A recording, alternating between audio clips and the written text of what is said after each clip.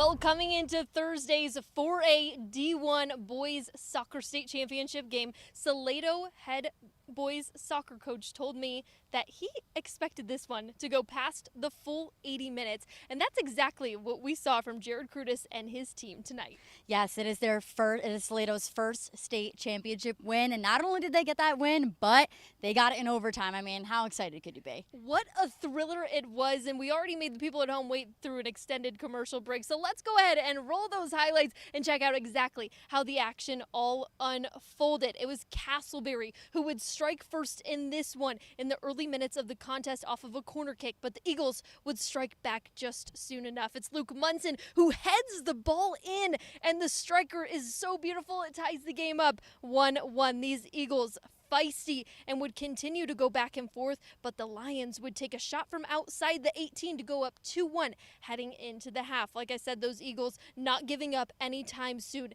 And DeMonte Foster, the junior, gonna find the back of the net on this beautiful shot. The celebration says it all, but overtime we would go. The Eagles gonna try to capitalize this one in overtime with a shot by Luke Anderson off of the cross, and it's gonna go right in the back of the net. Foster was there on the assist.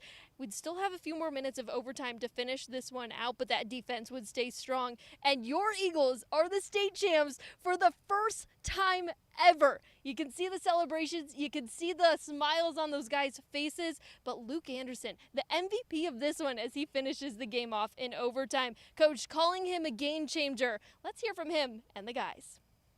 I just in the right place at the right time. Kane passed it across, and I just let it bounce and then whipped it. And it was really perfect and worked out great. Luke's a game changer. He's just, to be honest, I couldn't really believe what was going on. I mean, it just happened so quick in overtime. So. No, this didn't even feel like a state game. This felt like a normal game. I feel like I'm going to come back and have to play again next week. But I know that, obviously not. Obviously not. So it feels real when I see the medals and stuff. But it's a weird feeling.